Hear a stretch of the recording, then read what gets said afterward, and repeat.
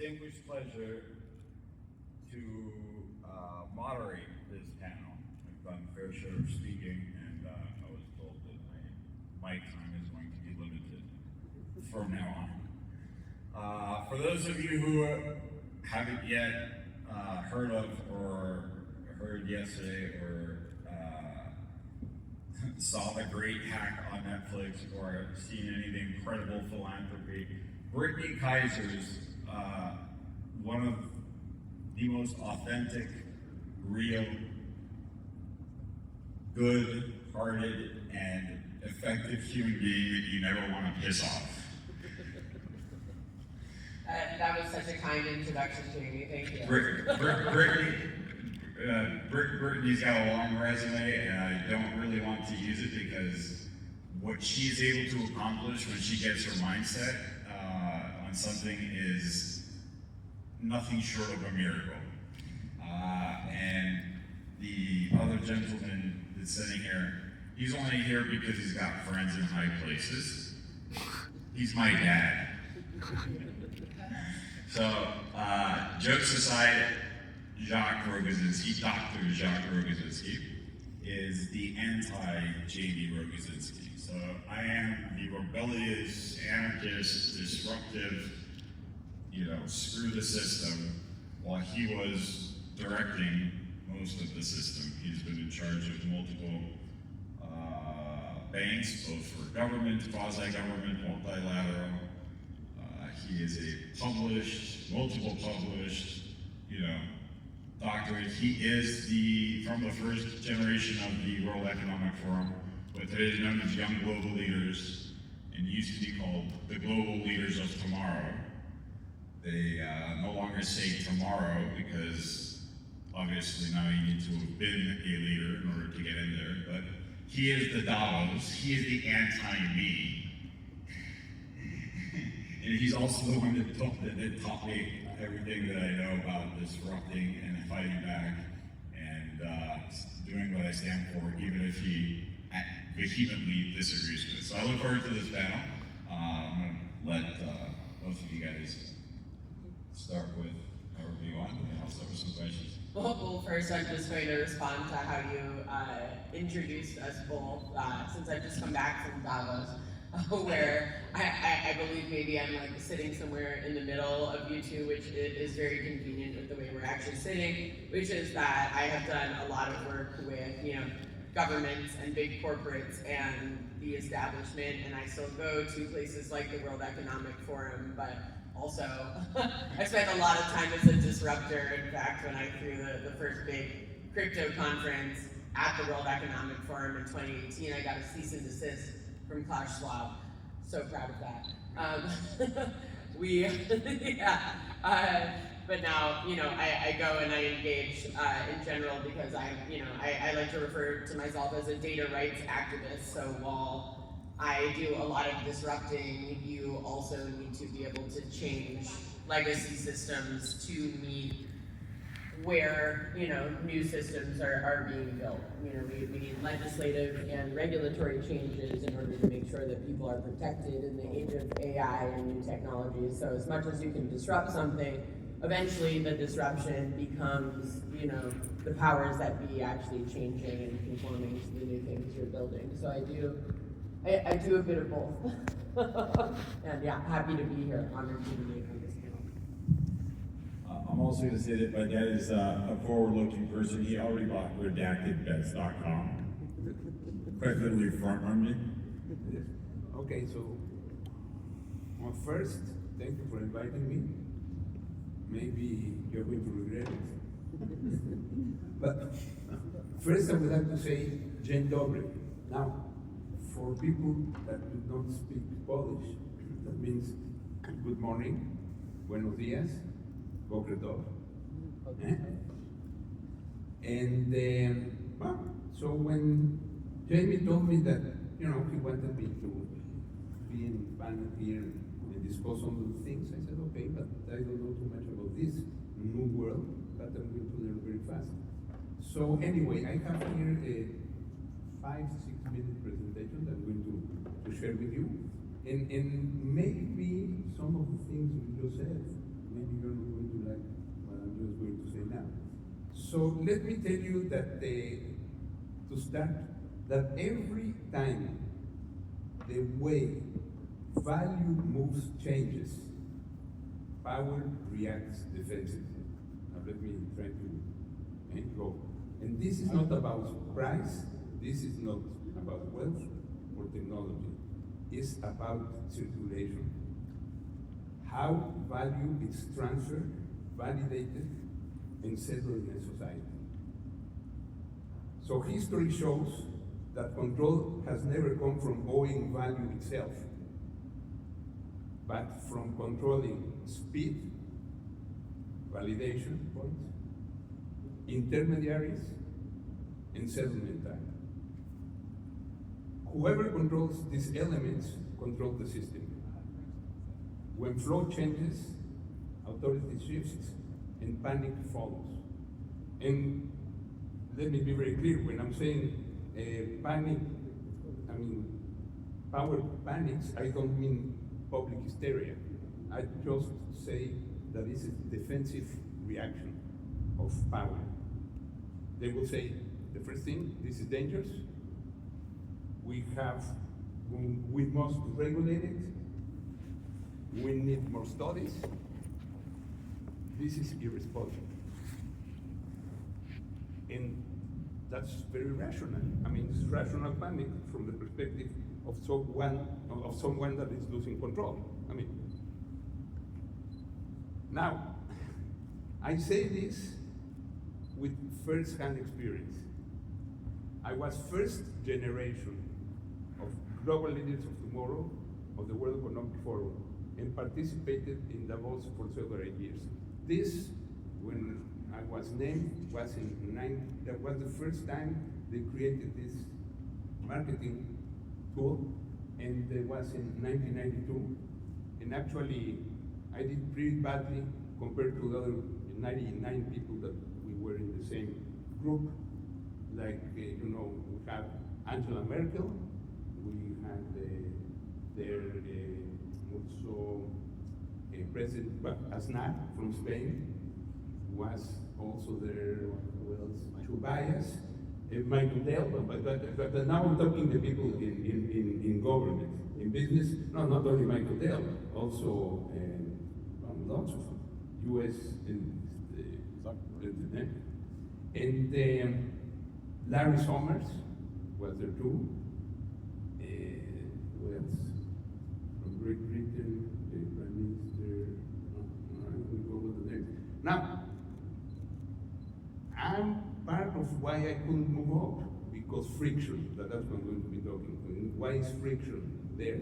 Because since I was born, I didn't have a country, I was stateless, from 0 to 31. So I could not be, for instance, in Mexico, nor secretary, nor chief of police, nor central banker. Basically, I had too much, To be clear, by stateless, I mean you didn't have a nationality. That's what it means in Just to clarify, because I consider myself a vagabond, and I consider and why is that? That's because precisely of regulations and the way some countries decide if you are or not. If you are born today in Switzerland, you are not Swiss. If you are born today in Japan, you are not Japanese. But anyway, I'm not getting into that. So now, let me walk you a little bit about how these shifts have been in value, in money, in wealth. First we had gold. Everybody remembers that. Now it seems gold's coming back, but in a different way. So gold required physical force and logistics. To move gold, you needed wagons, you needed guards, you needed time. Okay? So control then came from this type of friction. If you didn't control that, then you would move that money. Then you have paper receipts, because then banks decided, why should we be moving all this gold? Let's write an IOU, and the gold is in my, in my safe. So then this type of the friction start decreasing. Then cash came and removed gold entirely. I mean, if you have $1 today, basically you don't know how many ounces it represents. The value moved then by possession and not by permission. Now crypto replaces intermediaries totally, and it uses basically code. Validation becomes algorithmic. And then you have AI that moves decisional value itself through calculation and not through hierarchy. So each transaction in this thing that I just said increased speed, reduced intermediaries, weakened control, and was labeled dangerous. Because, why? Because it displaced authority. Institutions that today dominate finance, regulation, and politics were designed to be slow on purpose. You have to have committees, you have to have consensus, you have to have processes, and all these delays in the decision making. In a world, this looked like responsibility, but in a fast world like today, it looks like blindness. Crypto operates today in real time, almost in real time. And basically you don't need any permission. I will explain what do I mean by that in a second. Now, banks, speed itself was interpreted as danger, not because it's immoral, not because but because it removes control. Once again, everything here is about control. So that's what banks are not afraid of crypto volatility. If somebody is telling you that they are afraid because there is too much volatility, that's false. They are afraid of losing control over the settlements. That's why legacy media isn't afraid of misinformation. What they're afraid is losing control over distribution of that information.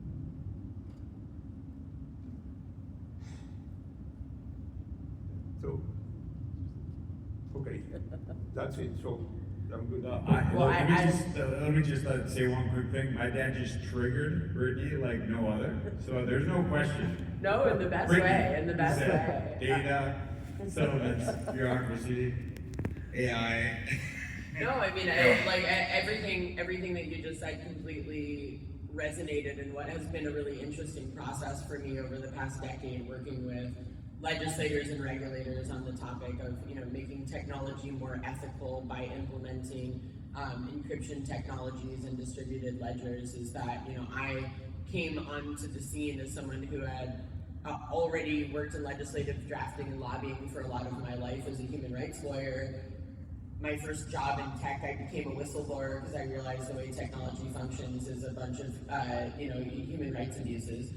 And then started working with institutions on how do we take big tech, which, traditionally we now think of a lot of big tech companies as, institutions and maybe as big or as legacy as some governments, but they don't move slowly, they move too fast. And it's Mark Zuckerberg's phrase, move fast and break things, and sometimes that's really not a good idea, and some things get a little too broken, and that's not actually good for society. So a lot of the ways that I've been engaging with legislators and regulators is to say, if you actually want to still retain control over data flows, if you actually want things that are transparent with tracking and traceability, permission structures, auditability, if you want all of that, you actually need to implement blockchain technology.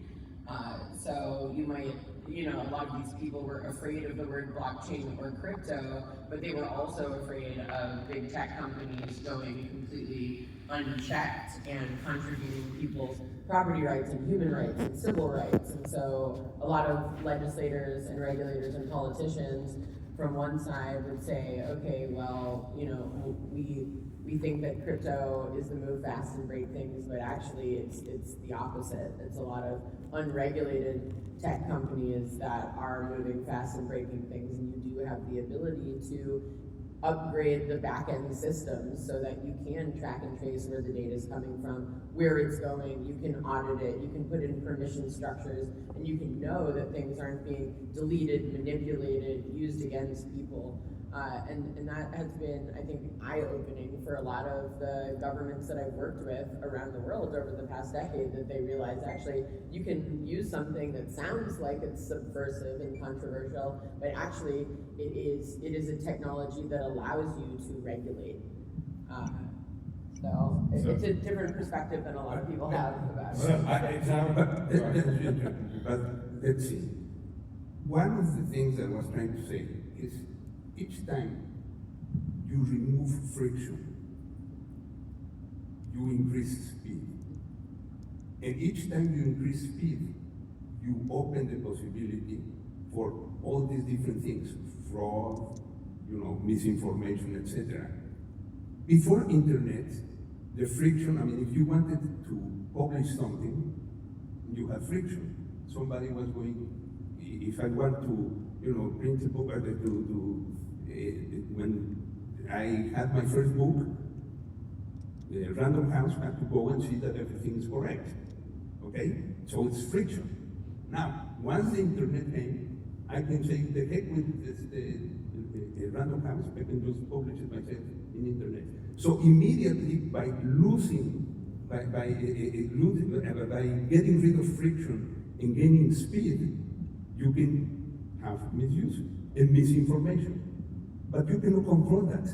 There is no way of regulating that. And today we can see it even more.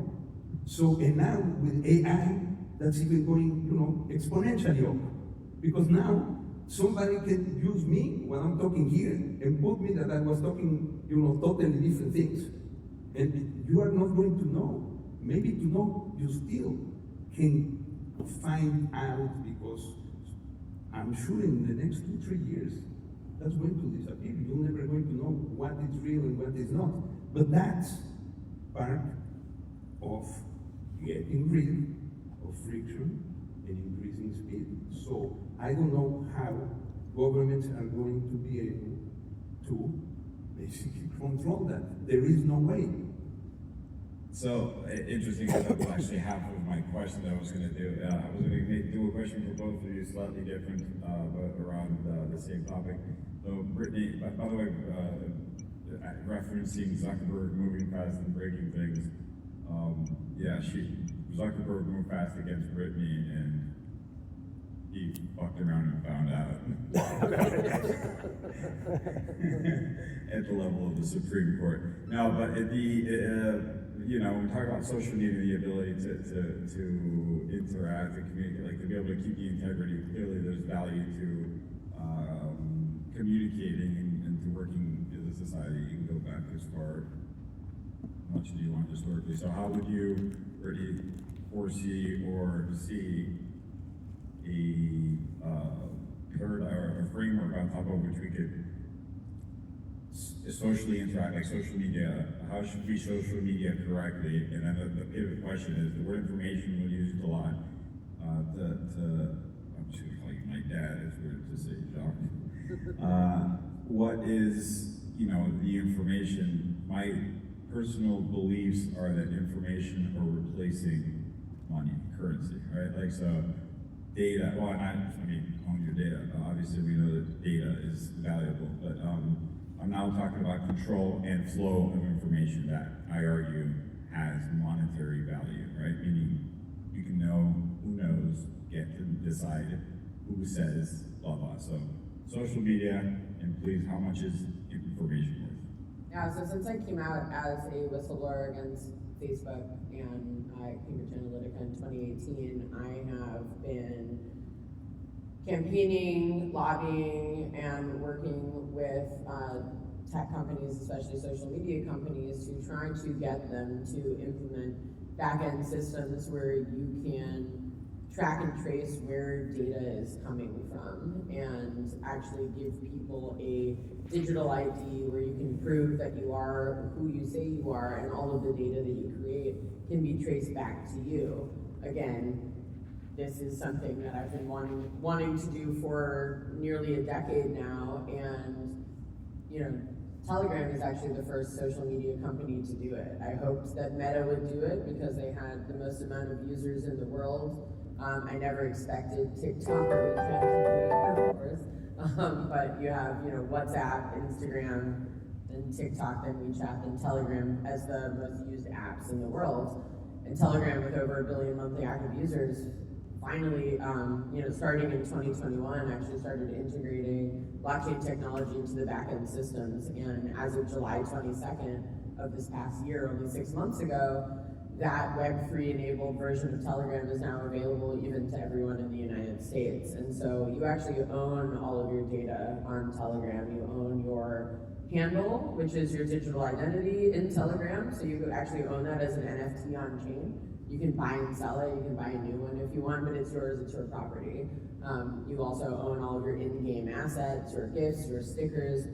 None of your data is sold or shared with third parties.